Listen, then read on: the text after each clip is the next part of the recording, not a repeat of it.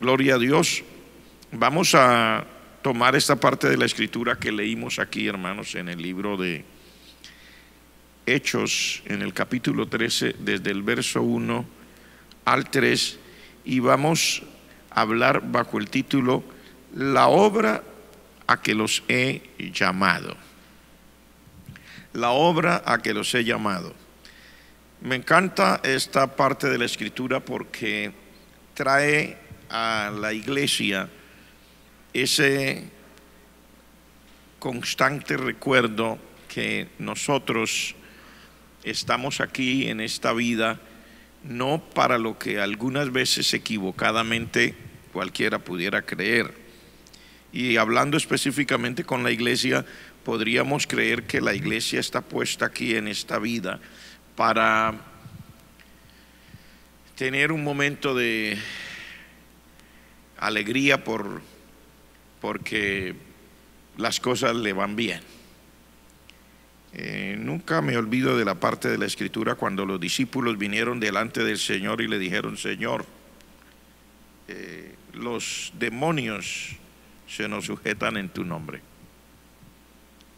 Y el Señor les dijo: no se alegren de que los espíritus malignos, los demonios, se les sujeten en mi nombre. Dice: alégrense de que sus nombres están escritos en el libro de la vida. Entonces, la obra a la que el Señor nos ha llamado va mucho más allá de la parte humana, mucho más allá de la parte que normalmente nosotros disfrutamos. Recuerde que aún cuando nosotros seamos espirituales y aun cuando vivamos para el Señor y aun cuando tengamos ese tiempo de búsqueda, ese tiempo de estar en la presencia de Dios, y aunque tengamos comunión con la palabra y tantas cosas, y aunque la gente nos vea bien, nunca debemos olvidarnos que somos seres humanos. Seguimos siendo personas. Nada ha cambiado en nosotros por el hecho de que en un momento determinado nos vaya mal, si nosotros pensamos que es mal, o nos vaya bien. ¿A qué me refiero? Cuando nos va mal, la gente piensa: bueno, algo le falta, porque le está yendo mal. Cuando nos va bien, la gente dice: uff, este se ha superado muchísimo, mire cómo le va bien. Ninguna cosa, ni lo que aparente ser malo o ser bueno, realmente ha cambiado para nada mi posición. ¿Cuál es mi posición? Soy salvo en Cristo Jesús.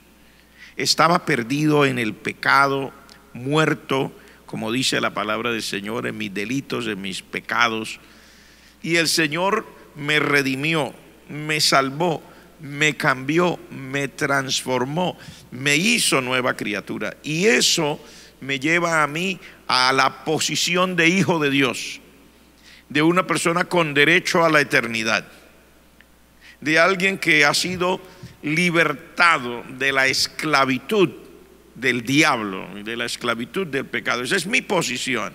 Esa posición no va a cambiar para nada, sin importar que las circunstancias sean aparentemente malas o tampoco si son aparentemente buenas. Porque cuando nos deprimimos porque la situación es aparentemente mala, pensamos que no lo tenemos. Sin embargo, lo tenemos. Usted es salvo sin importar la situación. Habrá personas que en algún momento de la vida, por las razones que sea, se enfrentan a su propia mente, a su propio corazón, cuando las cosas no son como nosotros esperamos, y comenzamos a llorar a veces lloramos a solas. Yo sé que es difícil hablar de esto en público, pero allá donde usted está en privado sabe que a veces lloramos cuando parece que las cosas no tuvieran una respuesta. Porque nosotros pedimos cosas y esperamos una respuesta, y Dios siempre responde. Lo que pasa es que, primero, Dios no nos responde a la manera que nosotros esperamos la respuesta. Acuérdese que el Señor dice en su palabra: mis caminos no son vuestros caminos y mis pensamientos no son vuestros pensamientos. Como son más altos los cielos que la tierra, dice el Señor, así son mis caminos más altos que vuestros caminos y mis pensamientos más altos que vuestros pensamientos.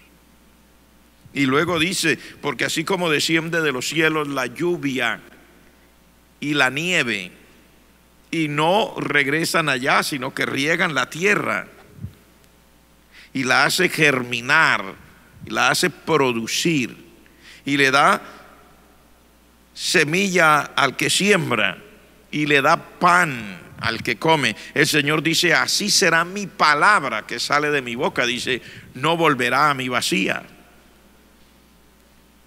sino que hará lo que yo quiero, dice el Señor. Será prosperado o prosperada esa palabra en aquello para lo que la envíe. Entonces, cuando a usted le parece que le va mal, no es que le está yendo mal, es que la respuesta de Dios para nosotros no es como nosotros queremos que sea. Acuérdese que el que sabe todas las cosas acerca de mi vida y del propósito establecido para mí mientras paso, porque la vida es pasajera. A veces nosotros estamos angustiados, supremamente angustiado porque no se me da una respuesta ahora, y nos olvidamos que la vida es pasajera, hermanos. La vida no es como a nosotros nos parece. Nos angustiamos porque no tenemos para dejarle a mi hijo y a mi nieto y a mi bisnieto, y le quiero dar toda la herencia. No, usted no le tiene que dejar la herencia aquí, usted le tiene que dejar la herencia eterna, porque somos pasajeros aquí. Entonces, lo primero es: Dios nos responde, no siempre de la manera que nosotros queremos. Y lo segundo, y por eso pensamos que hay situaciones malas para nosotros, es que Dios no nos responde tampoco en nuestro momento. Nos responde en el momento de Él, porque básicamente Dios tiene un tiempo para cada cosa. Dios tiene un tiempo establecido para usted, Dios tiene un tiempo establecido para mí. Algunas veces uno quiere que las cosas y las respuestas vengan ya. Dios decide como Él quiera. Por ejemplo, Timoteo fue un joven que, estando en esa etapa de disfrutar de su juventud, Dios lo llamó al ministerio. Sin embargo, Abraham tenía 75 años cuando salió de la tierra de Harán para comenzar su peregrinaje hacia la tierra que Dios le había prometido, y tenía 100 años cuando Dios le dio al hijo de la promesa. Y Moisés tenía 80 años cuando vio la zarza y habló Dios con él desde la zarza, y así sucesivamente. Algunas veces nosotros creemos que el tiempo es el que yo he presupuestado. No haga muchas cuentas en el calendario. A algunos Dios habrá decidido ayudarles, bendecirles, inspirarles y hacer con ellos cosas grandes desde el tiempo de su temprana juventud. Otros Dios esperará que pasen algunos años antes, y aún en medio de todo esto Dios está presente. Entonces, esas cosas negativas no cambian su posición. Ahora, lo positivo tampoco, porque el problema con nosotros es que como seres emocionales nos dejamos llevar por aquellas cosas que a nosotros nos parecen ideales. Y cuando estamos pletóricos, llenos de alegría, llenos de gozo, también tendemos a olvidarnos la verdadera razón por la que Dios nos tiene en esta tierra, en esta vida. Nuestra vida es pasajera. Nuestro cabello se pone blanco. Si a alguno no se le pone blanco, probablemente se caiga también. En la cara se le va a notar el paso de los años, probablemente en el cuerpo también. Pero el hecho de que la vida sea pasajera no debe entristecernos, sino más bien recordarnos que nosotros estamos aquí única y exclusivamente para cumplir un propósito de Dios. Por eso hemos titulado este tema: la obra a que los he llamado. No se le olvide su posición. Usted es salvo, yo soy salvo, tengo vida eterna, he sido perdonado de mis pecados, dependo del Señor y estoy aquí únicamente para cumplir un propósito de Dios. No es para disfrutar y si usted alguna vez es llamado al servicio del Señor en el ministerio cristiano, usted y yo no fuimos llamados para disfrutar del éxito. Ay, soy pastor de una iglesia así, así, así, o soy un predicador que predica itinerante y va por los estadios y los estadios se llenan. Dios no siempre tiene lo mismo para todo el mundo, y usted y yo no fuimos llamados para disfrutar el éxito en las cosas que hacemos. Fuimos llamados para cumplir un propósito. Si usted no me entiende, mire por ejemplo lo que Dios le dijo a Ezequiel cuando lo llamó. Le dijo: mira, yo te he llamado y quiero que seas profeta. Dice: no te van a oír, no te van a oír. Yo he puesto tu frente como de pedernal contra la frente de ellos, no te van a oír. Lo único que yo quiero hacer contigo es que tú profetices, y aunque no te oigan, no te importe, porque lo que a mí me interesa, le dijo Dios, es que sepan que sí, yo les envié un profeta. Entonces de antemano Dios le dice: no es fácil, yo te llamo, pero no vas a ver lo que tú quieres ver. Lo que yo quiero que tú hagas no es necesariamente para que te satisfaga, sino para yo cumplir una razón, un propósito. Así que mire usted estas cosas y verá que tenemos mucho por lo cual agradecer al Señor. En lo que Dios le haya puesto, a uno Dios puso en un área en la vida cristiana, a otro en otra área, y cada uno cumple lo que Dios le puso a hacer, y no olvídese de su éxito aquí abajo en la tierra. Esto puede ser muy bonito para el ego, pero eso no tiene nada que ver con el cumplir el propósito de Dios, sí o no. Habrá personas que nunca pudieron satisfacer su ego. Habrá personas que nunca pudieron lo que la gente llama ese éxito. Nunca, pero no importa. Lo que importa es que usted haya hecho lo que Dios quería que usted hiciera. Porque cuando usted llegue a la presencia de Dios, cuando haya terminado su jornada, es que se va a saber la obra de quien quedó y la obra de quien se quemó. Vamos a esta parte porque he leído el capítulo 13 y quiero tomarme algunos minutos para hablar precisamente de este hombre, Bernabé, y este compañero de él, Saulo. El contexto, capítulo 11 y capítulo 12, me muestran que este hombre, Bernabé, había sido enviado por la iglesia a Antioquía. Antioquía quedaba en Siria. Y cuando llegó allá, una gran multitud fue agregada al Señor, dice. Entonces él sintió la necesidad de un compañero ministerial que estuviera a la altura de la necesidad de una iglesia que había crecido tanto. Se necesitaba enseñar. Dice la escritura que él fue hasta Cilicia, hasta Tarso, y allá buscó a Saulo, y cuando lo encontró se vino con él para Antioquía. Todo eso es muy lindo. Dice: después de eso estuvieron todo un año enseñándole a la iglesia en Antioquía, que quedaba en Siria. Le estuvieron enseñando, y a los cristianos se les llamó por primera vez cristianos ahí en Antioquía, porque el caminar, la enseñanza, la palabra había hecho un efecto y se parecían a Cristo en su caminar. Luego la escritura dice que estando en esa bendición extraordinaria, entonces vino un profeta llamado Agabo, que vino desde la tierra de Judá, y profetizó que iba a haber una gran hambre. Y los hermanos de la iglesia en Antioquía, como sentían ese cariño y ese amor, ellos recogieron una ofrenda y enviaron esta ofrenda por mano de Bernabé y de Saulo, para que la compartieran con los hermanos de la iglesia en Judea y con los hermanos de la iglesia que estaban en Jerusalén. Ahora el capítulo 12 dice: en ese mismo tiempo. ¿En cuál tiempo? En el tiempo en que estaban allá Saulo y Bernabé en Jerusalén y atendiendo esta encomienda que les habían dado. En ese mismo tiempo, dice, el rey Herodes le echó mano a algunos de la iglesia para maltratarles, pero parece que cuando dice algunos de la iglesia se dirigió directamente al liderazgo. Al liderazgo. Y dice la escritura que llevó a estos hermanos a la cárcel, y a Jacobo, hermano de Juan,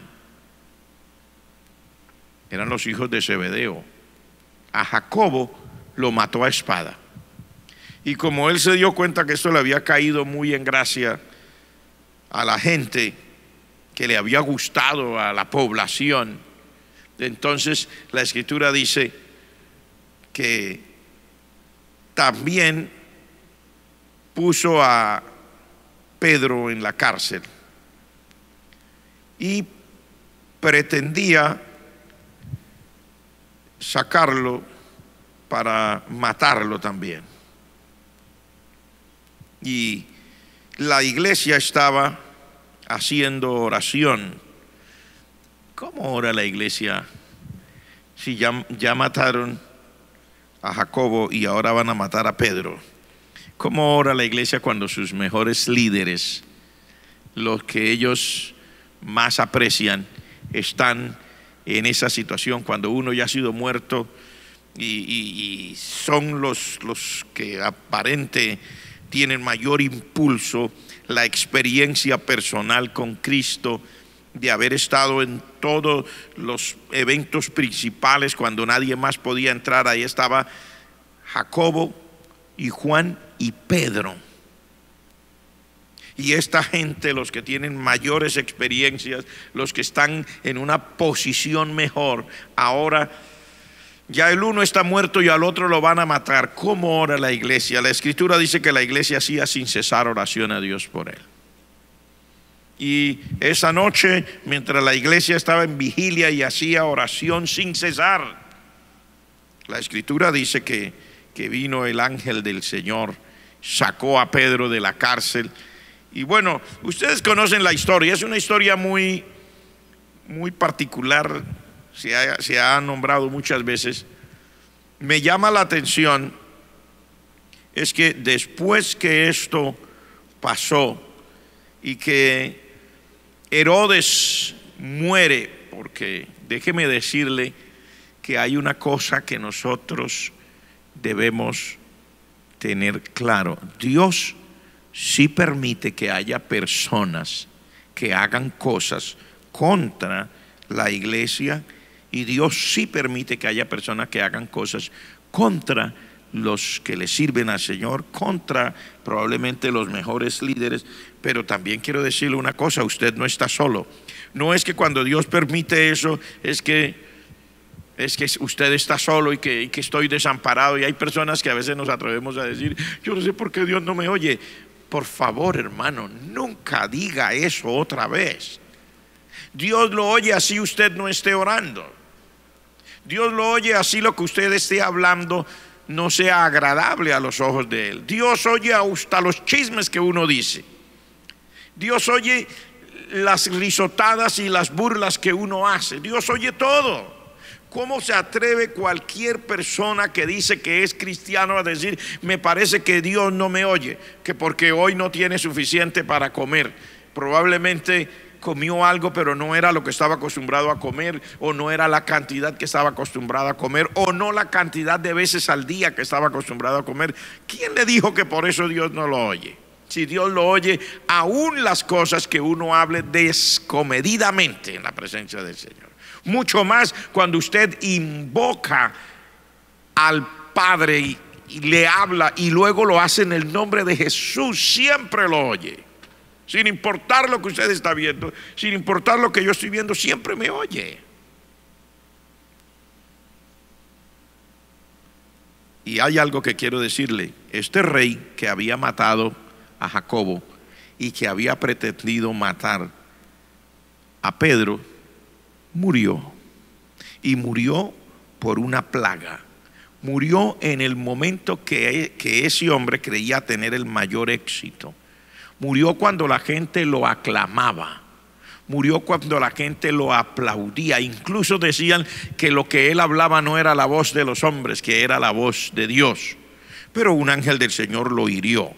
Me llama la atención que finalizando el último verso del capítulo 12 dice: y Bernabé y Saulo, cumplido su servicio, volvieron de Jerusalén, llevando también consigo a Juan, el que tenía por sobrenombre Marcos. ¿Sabe por qué le estoy mencionando el contexto? Porque es lo que pasó precisamente antes de que aquí diga apártenlo, lo dice el Espíritu Santo, apártenlo. ¿A quién? A Bernabé y a Saulo para la obra a que los he llamado. ¿Por qué le estoy mencionando esto?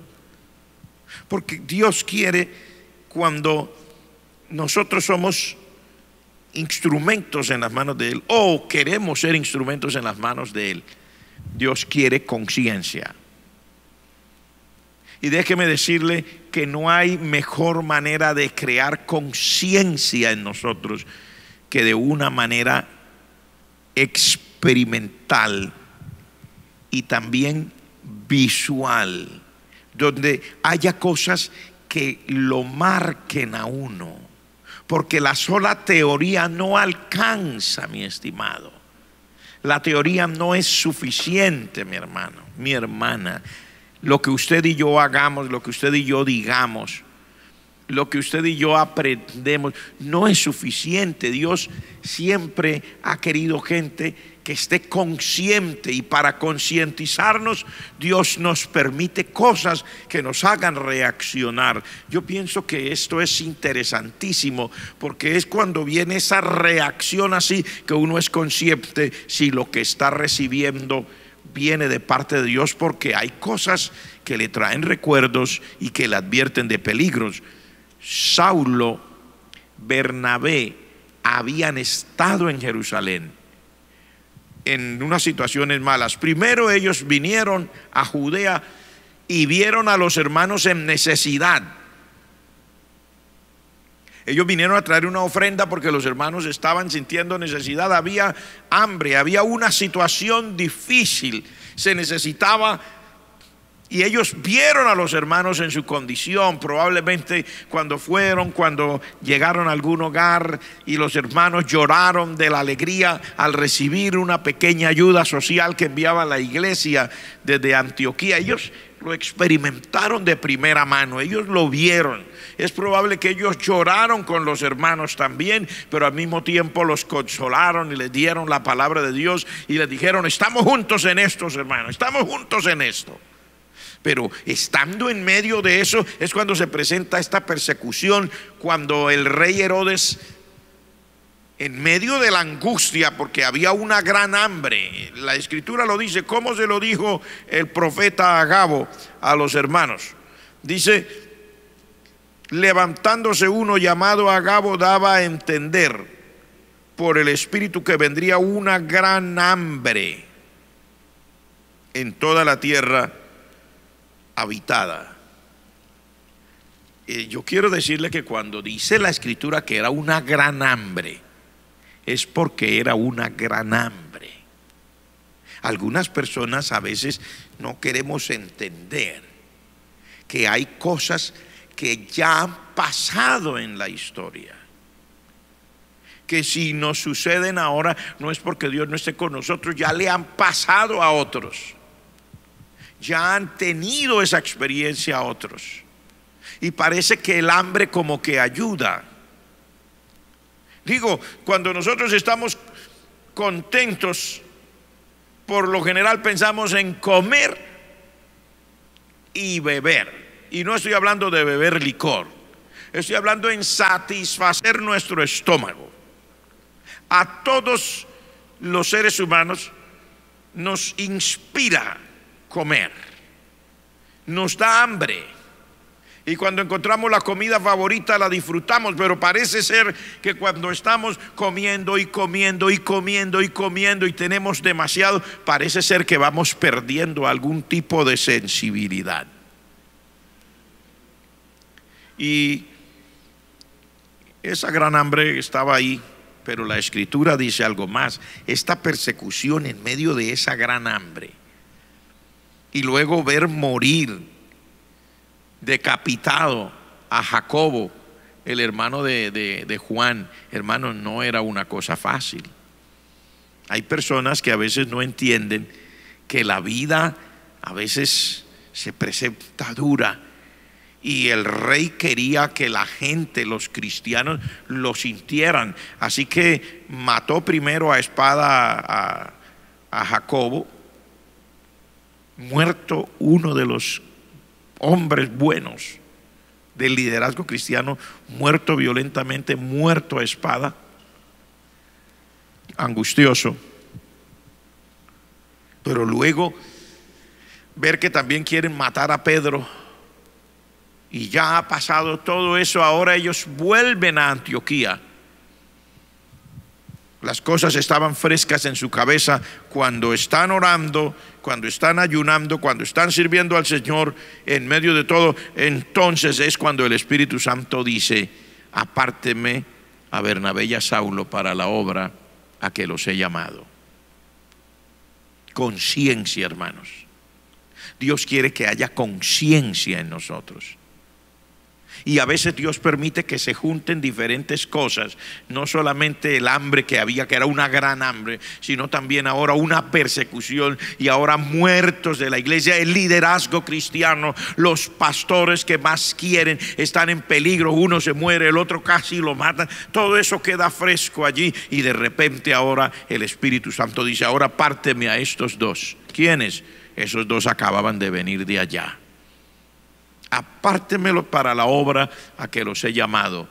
Hay algo que me interesa decirle aquí, y es que de acuerdo a lo que Dios quiere hacer con usted, así Dios le permite experiencias en la vida. Y de acuerdo a esto yo puedo decirle que a la iglesia hoy día, aquí, a la iglesia, y no solo por decirle aquí en Bucaramanga, en Colombia, déjeme decirle a la iglesia en el Perú, déjeme decirle a la iglesia en Ecuador, déjeme decirle a la iglesia en Argentina, déjeme decirle a la iglesia en todo el cono sur, en Chile, en todos esos lugares, déjeme decirle a la iglesia en el Brasil, déjeme decirle a la iglesia en Venezuela, que ha pasado por tantas circunstancias, déjeme decirle a la iglesia en Panamá, déjeme decirle a la iglesia en México y a la iglesia en Estados Unidos, y déjeme decirle a la iglesia en España, allá en Madrid, en Barcelona, en Valencia, déjeme decirle a la iglesia en Suiza, y déjeme decirle a la iglesia ahí en Holanda, que han habido tantas situaciones y tanto dolor. Déjeme decirle a la iglesia ahí en Italia, que han enfrentado y se han visto en tantas circunstancias en estos últimos días. Déjeme decirle a todos que el Señor quiere usar a la iglesia hoy día. El Señor está llamando a la iglesia para una obra. ¿Cuál obra? Esa obra que Dios le mostró a ellos que había que hacer a pesar de las circunstancias. En otras palabras, a cumplir el propósito de Dios. Dios nos llama para que nosotros aquí en Bucaramanga, en Bogotá, en toda Colombia, hagamos lo que Dios quiere. Tal vez algunos de nosotros pensamos: es una manera dura de sacudirnos. Pero hermanos, no importa que sea una manera dura de sacudirnos, yo le doy gloria al Señor, porque en medio de todas las circunstancias que tengamos, nuestro Dios es poderoso y Él quiere hacer milagros y Él quiere usar las vidas extraordinariamente. No importa si en este momento solo estemos predicando a través de la televisión, a través de las redes sociales, a través de la radio, algunos hasta tal vez escribiendo una carta y enviándola, como sea, pero Dios quiere usar a la iglesia. Dios quiere usarme a mí, pero Dios quiere usarlo a usted. Y no nos puso aquí por casualidad. Nos puso aquí porque Él sabe que necesitamos ver con nuestros ojos, oír con nuestros oídos, empaparnos de las noticias, probablemente experimentar en la iglesia donde nosotros estamos que algún hermano se enfermó, que el otro tiene este problema, y es probable que alguno hasta tenga que asistir a un funeral de alguien. Pero Dios con esto nos está diciendo: es en medio de esta situación, es en medio de esta angustia, es en medio de este mundo, yo los puse a ustedes para esta hora postrera. Yo los puse a usted para este momento. Y si no puede salir a predicar con sus propios pies, no puede salir a la calle, use las redes sociales, haga ese evangelismo que estamos proponiendo, ese evangelismo a través de las formas digitales. Contacte a los amigos, háblele a alguien, dígale a alguien. Y si está enfermo, ore aunque sea por el teléfono, que Dios es poderoso para hacer milagros. No necesita estar usted aquí. La palabra de Dios dice que mientras estos hombres de Dios predicaban en diferentes lugares, había ocasiones en que aún se llevaban los pañuelos, dice los pañuelos, o los delantales de estos hombres de Dios, y se los ponían encima a los enfermos, y los enfermos se sanaban, y los endemoniados eran libres. ¿Sabe por qué? Porque Dios siempre ha querido una iglesia consciente, que supera las dificultades y que supera también el pecado, que supera también la maldad, que supera también la frialdad. Una iglesia que entiende que no estamos puestos aquí para disfrutar de nuestra vida. Estamos puestos aquí para hacer una cosa que se llama propósito de Dios. La obra que yo los he llamado, ¿cuál? El propósito santo de nuestro amado Creador, de llevarle al mundo el mensaje de la salvación, de decirle al perdido que Jesucristo vive, que Él fue a la tumba, pero Él resucitó al tercer día. Conste, usted lo sabe, que hoy día hasta los presidentes, no todos, pero he visto varios, han invocado el nombre del Señor, han citado alguna parte de la Escritura. Es el momento en esta situación donde Dios quiere hacer cosas extraordinarias en China, allá en Wuhan, donde comenzó aparentemente esta epidemia. Y Dios quiere hacer cosas grandes en Hong Kong. Dios quiere hacer cosas grandes en Filipinas. Dios quiere hacer cosas grandes en Italia, allá donde los muertos ha habido que llevarlos así en convoys de camiones del ejército. Doloroso, triste. Una persona decía: pastor, lo que a mí más me duele, dice, o lo que más me lastima es por las noches, decía esta persona, cuando todo está en mayor silencio, oír el grito, los lloros, los llantos, los quejidos de los familiares, porque alguien falleció y vinieron a llevarse el cuerpo y no puede salir para darle un adiós como siempre, por lo menos al cuerpo. No puede acercarse al cuerpo, vienen las personas indicadas con todos los elementos de protección, lo llevan, no podrá ir a un funeral, no podrá nada. Así terminó todo. Pero es en medio de estas circunstancias donde los Estados Unidos han llegado a la tragedia que en este momento tienen, donde España, Italia y ahora nosotros, apenas está entrando el turno de Latinoamérica.